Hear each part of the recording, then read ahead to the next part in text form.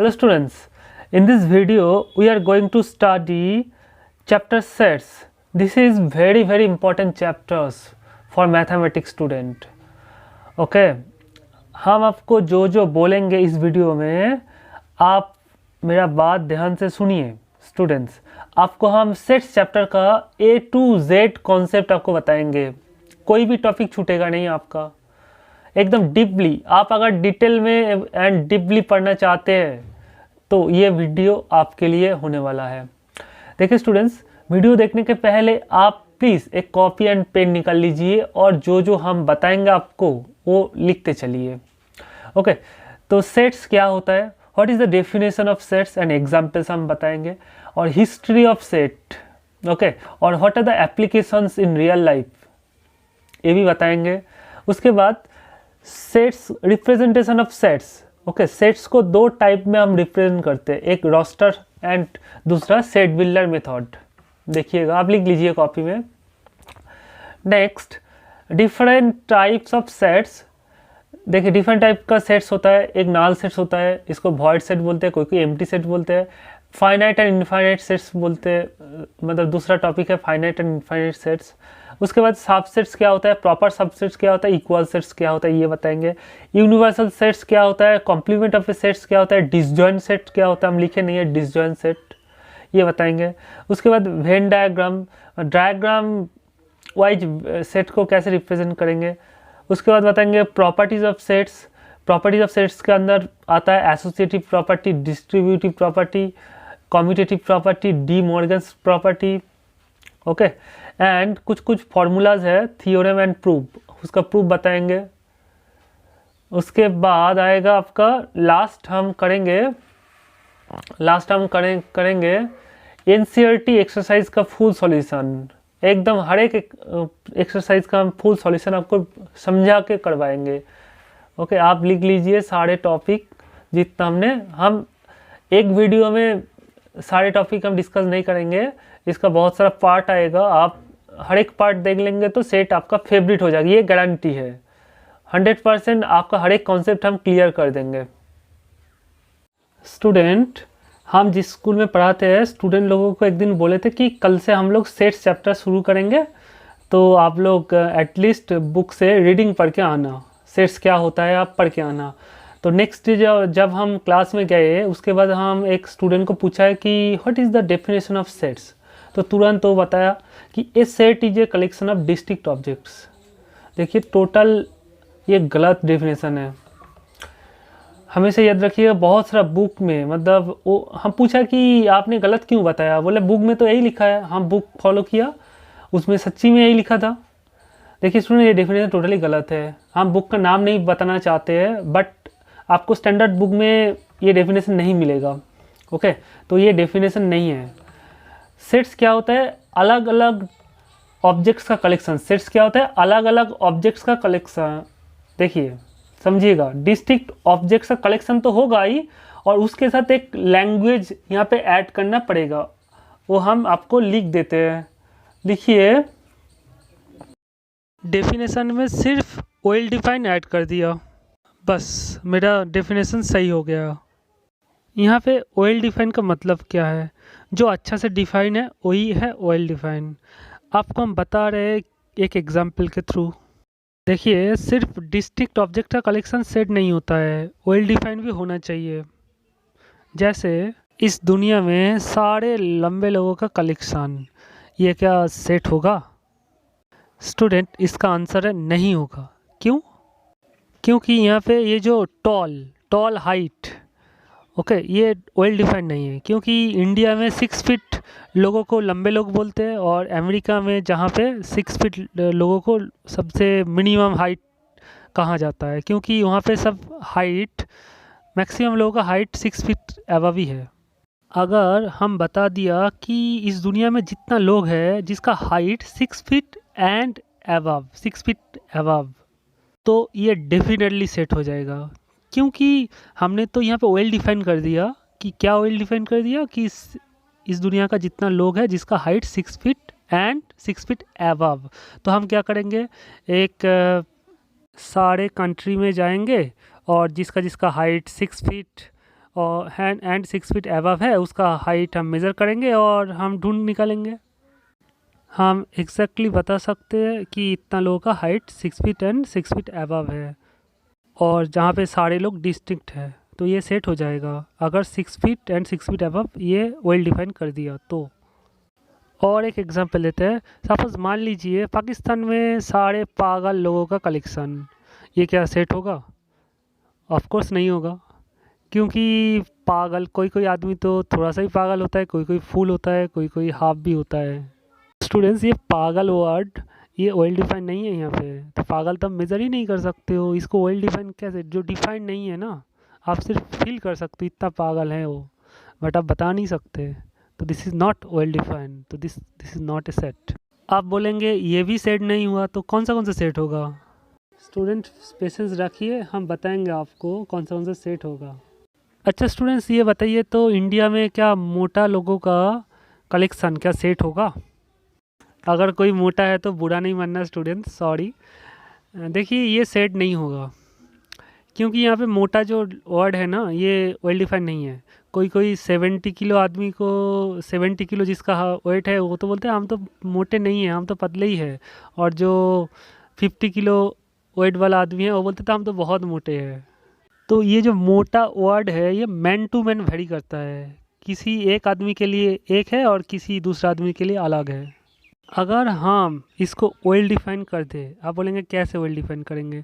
अगर हम मेंशन कर दे कि इंडिया में जितना लोग है जिसका वेट 100 केजी से अबव है, ये डेफिनेटली सेट हो जाएगा। क्योंकि हम क्या करेंगे, पूरे इंडिया में हर एक लोगों का वेट मेज़र करेंगे, और जिसका 100 किलो से ज़्यादा वेट है वो हम अलग कर लेंगे, तो सारे लोग हमको मिल जाएगा जिसका वेट 100 केजी अबव है।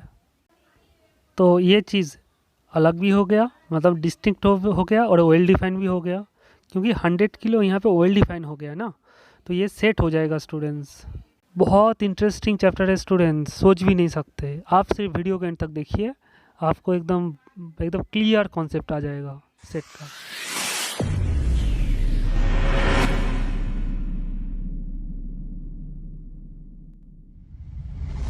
डेफिनेशन लिख लीजिए, a set is a well defined collection of distinct object.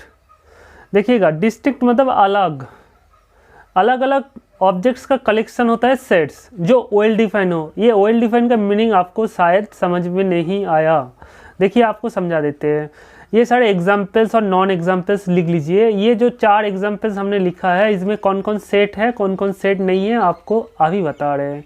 देखिए, आपके क्लास में the collection of all students in your section, मतलब आपके क्लास में आपका सेक्शन में जितना स्टूडेंट पढ़ता है सभी डिस्ट्रिक्ट है, तो डिस्ट्रिक्ट मतलब अलग है, और वेल डिफाइन है। वेल डिफाइन मतलब जो दिखाई देगा, जो आप काउंट कर सकते हैं या फिर काउंट नहीं भी कर सकते, मतलब जो दिखाई देगा, एग्जिस्टेंस है इस दुनिया में जिसका, उसको बोलते हैं वेल डिफाइन। तो देखिए द कलेक्शन ऑफ ऑल, तो ये सेट होगा क्योंकि सभी स्टूडेंट अलग है।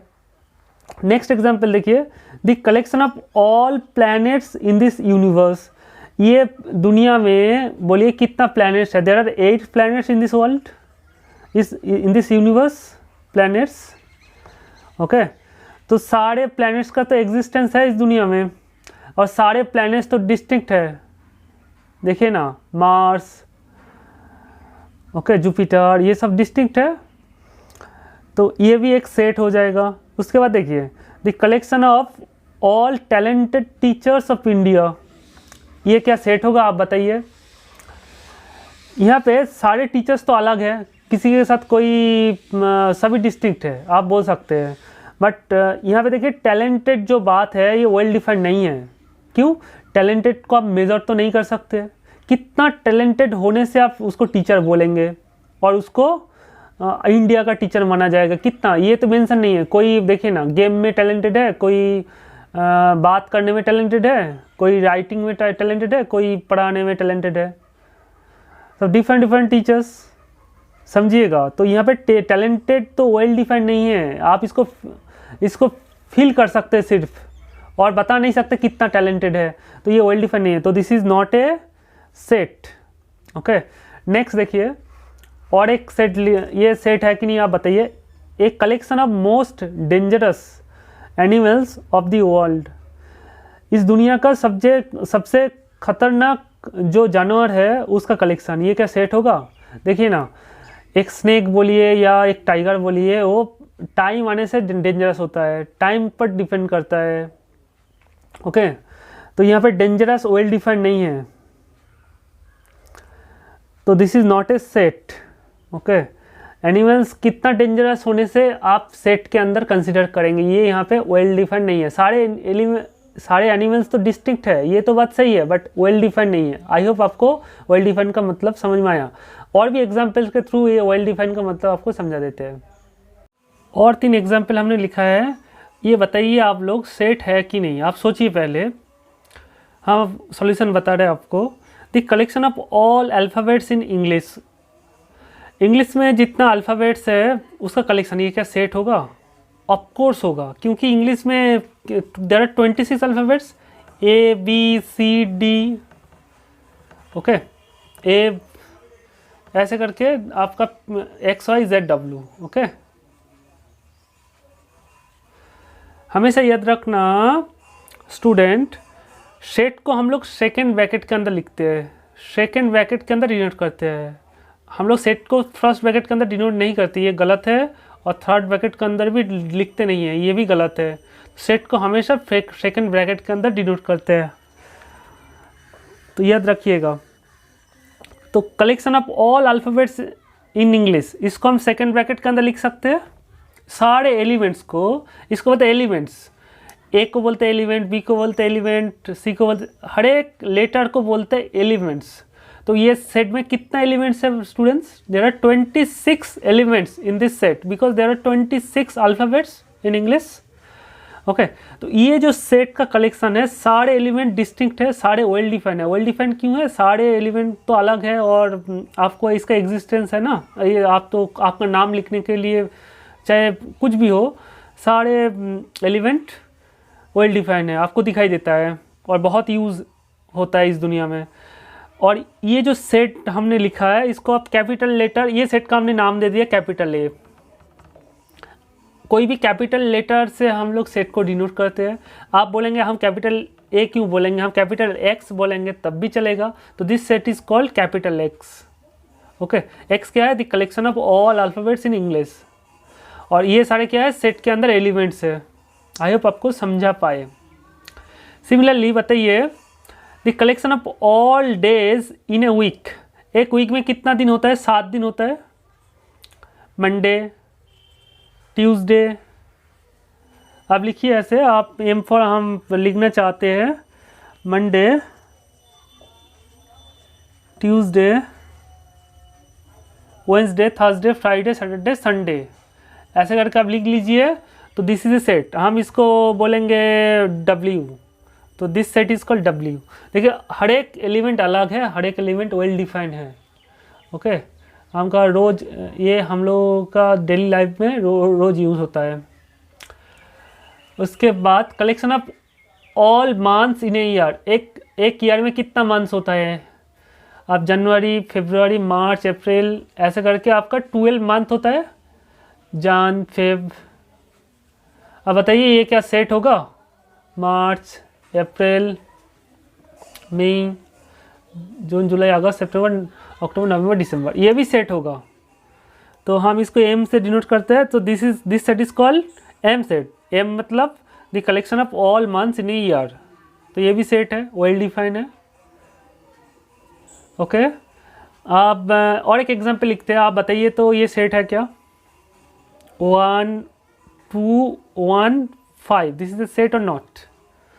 This is not a set, because आपको पता है कि डिस्ट्रिक्ट एलिमेंट होना चाहिए। यहाँ पे तो 1 रिपीटेड हो गया है ना स्टूडेंट्स, यहाँ पे 1 देखिए 2 बार आ चुका है। सेट में हमेशा याद रखना कि डिस्ट्रिक्ट एलिमेंट रहेगा। तो अगर हम यहाँ से 1 को हटा दें तब सेट हो जाएगा, क्योंकि सभी देखिए डिस्ट्रिक्ट है।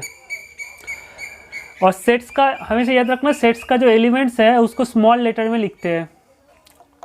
ओके, और सेट को कैपिटल लेटर में डिनोट करते हैं, और सारे एलिमेंट्स को हम लोग सेकेंड ब्रैकेट के अंदर लिखते हैं। इसमें कौन सा सेट है और कौन सा सेट नहीं है, आप पहले सोच लीजिए और सॉल्यूशन देख लीजिए। स्टूडेंट्स, यहाँ पे इंसर्ट एक्सरसाइज का क्वेश्चन नंबर 1 लिखे है। क्वेश्चन नंबर 1 का 4 क्वेश्चन लिखा है। ये देखते हैं सेट कौन सा सेट है, कौन सा सेट नहीं है। देखिए, the collection of all months of a year beginning with the letter January. बोलिए ये सेट होगा कि नहीं, आप सोचिए पहले। अब जे से शुरू होता है कौन सा मंथ है, कैपिटल जे से शुरू होता है जनवरी होता है, जनवरी, और जैसे होता है जून,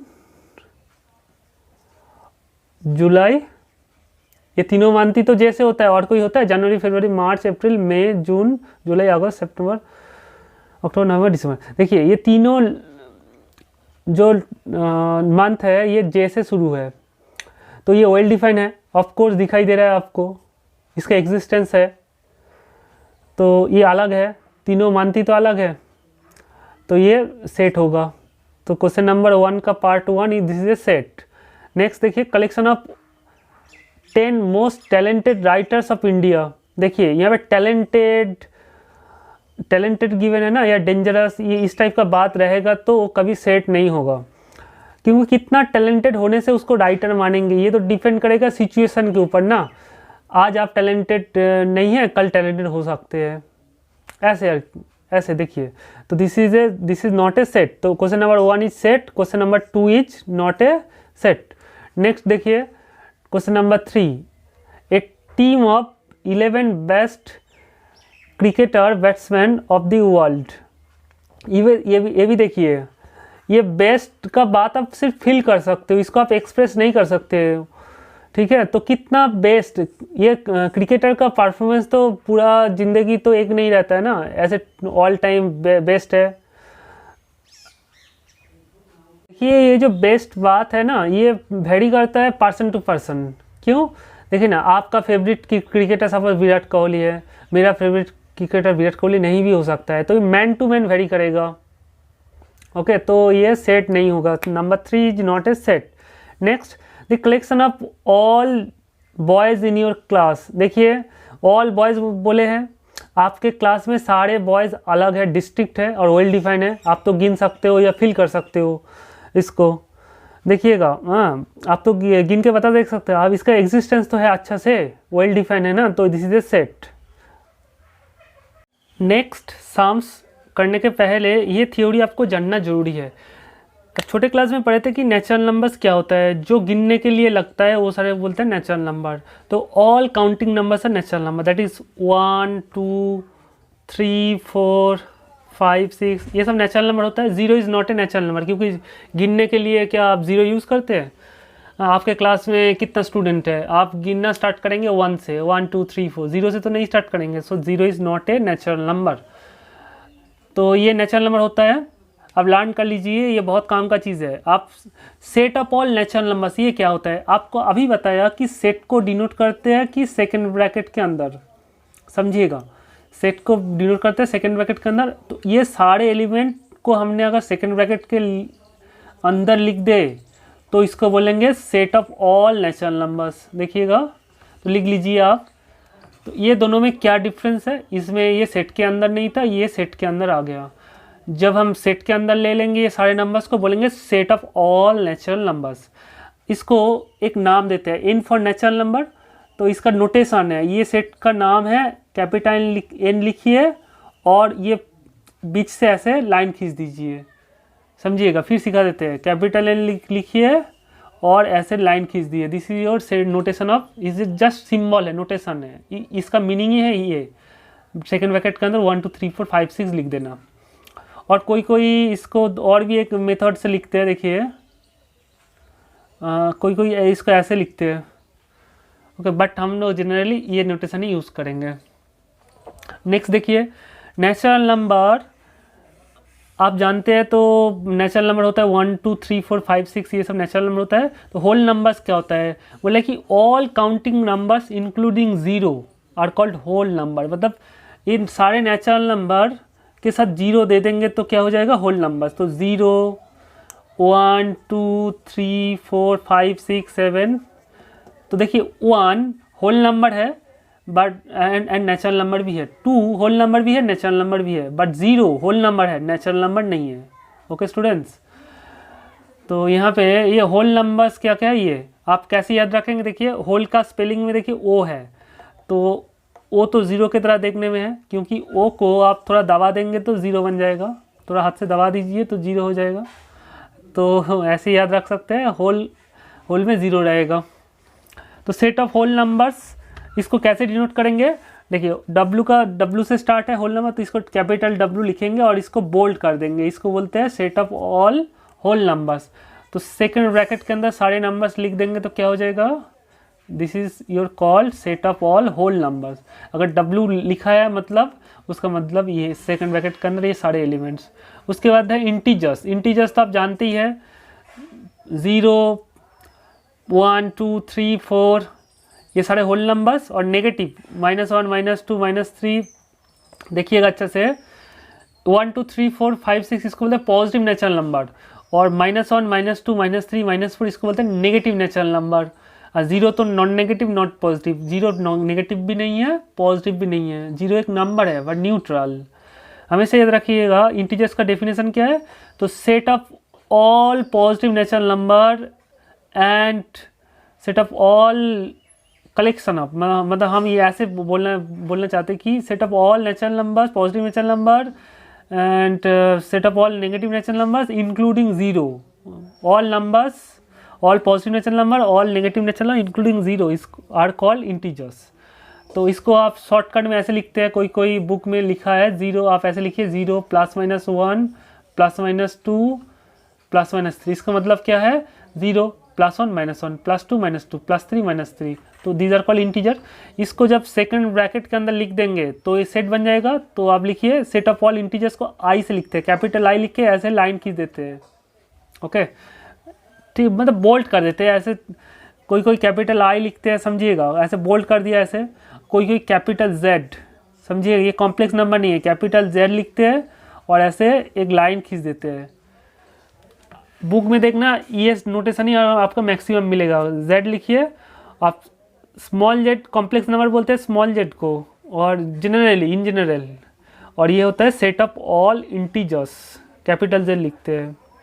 और set of all complex number को कैपिटल सी लिख के ऐसे लिखते हैं, सी फॉर कॉम्प्लेक्स नंबर।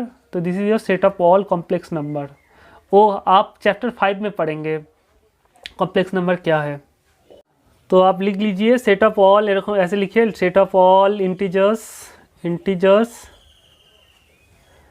बोल के ऐसे जेड लिखिए, इक्वल बोल के लिखिए 0 +-1 +-2 +-3 ऐसे चलेगा, डॉट डॉट डॉट ऐसे चलेगा।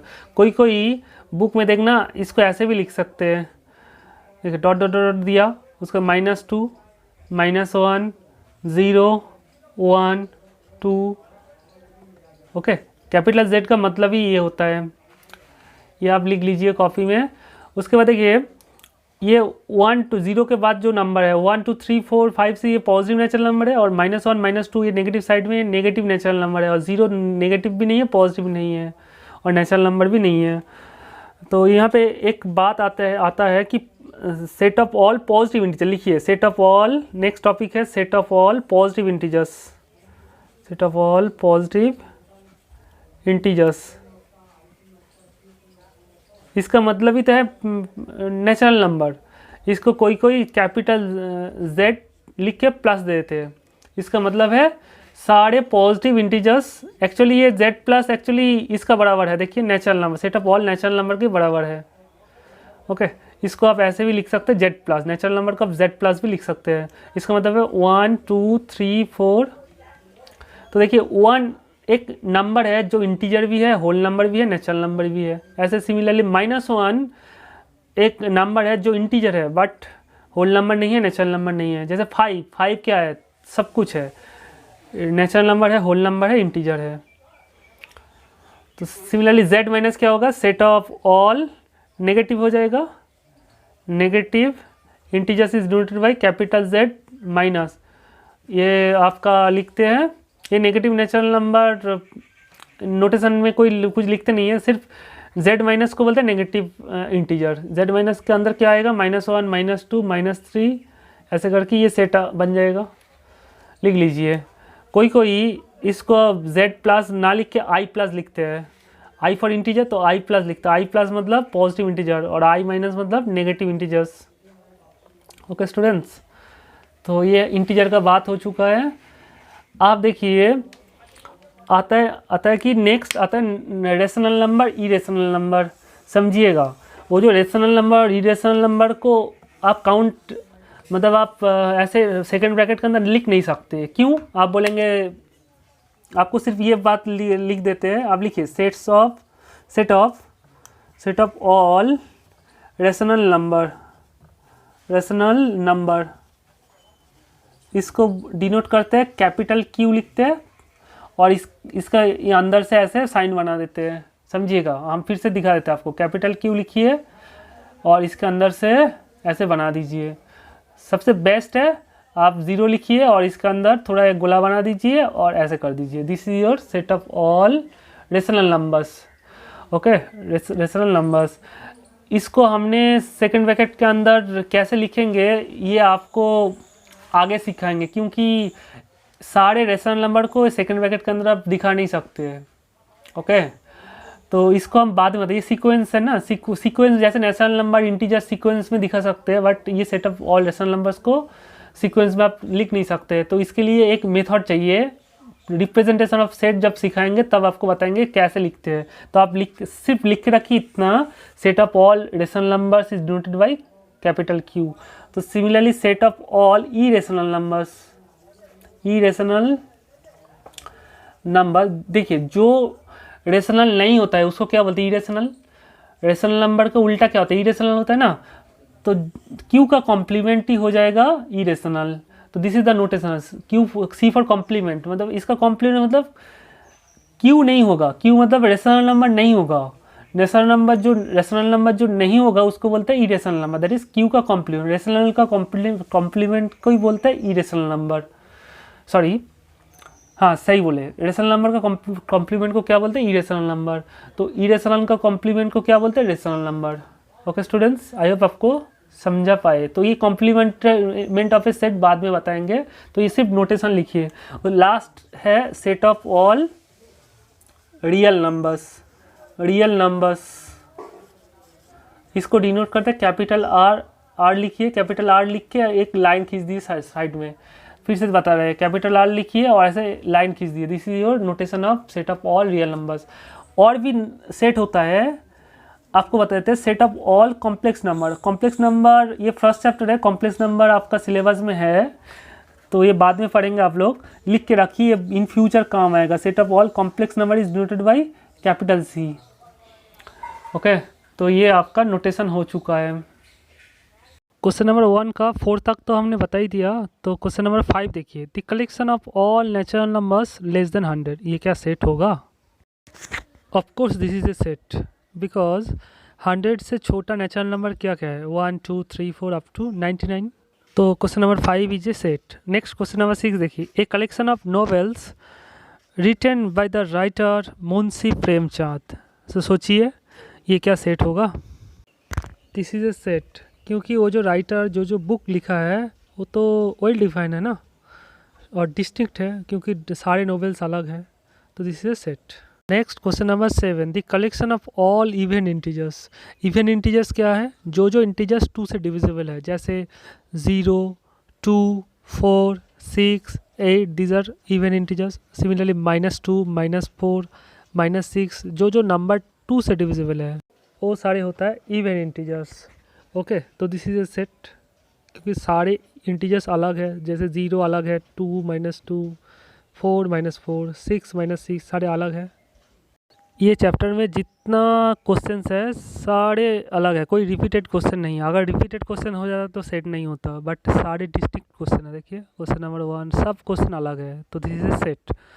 Next question number 9, A collection of most dangerous animals of the world. ये तो सेट नहीं होगा, पहले ही बता चुके हैं। नेक्स्ट बाद में क्वेश्चन नंबर 2 पढ़ेंगे, उसके पहले कुछ थ्योरीज डेवलप करना पड़ेगा, आप देख लीजिए। नेक्स्ट क्वेश्चन जाने के पहले ये सारे सिंबल्स आप कॉपी में नोट डाउन कर लीजिए। ये सारे सिम्बॉल्स है और इसका मीनिंग क्या है, ये जो जितना सिम्बॉल्स लिखा है इसका मीनिंग क्या है। इसका नाम है बिलोंग्स टू, इसको क्या बोलते हैं, बिलोंग्स टू। आप ऐसे लिखिएगा, सी लिख के और ब्रैकेट ऐसे कर दीजिएगा, तो आपका सी लिख के ऐसे कर दीजिए, तो this is called belongs to. और this symbol is called does not belongs to. Okay, belong को काट दीजिए तो डज नॉट बिलोंग्स टू हो जाएगा। देखिएगा, तो ये सिंबल का नाम है बिलोंग्स टू। और ये भी बोल सकते हैं इज एन एलिमेंट ऑफ बोल के बोल सकते हैं। और ये डज नॉट बिलोंग्स, ये इस सिंबल का नाम है डज नॉट बिलोंग टू। और इज एन, और ये भी बता सकते हैं is not an element of बोल के वो बता सकते हैं।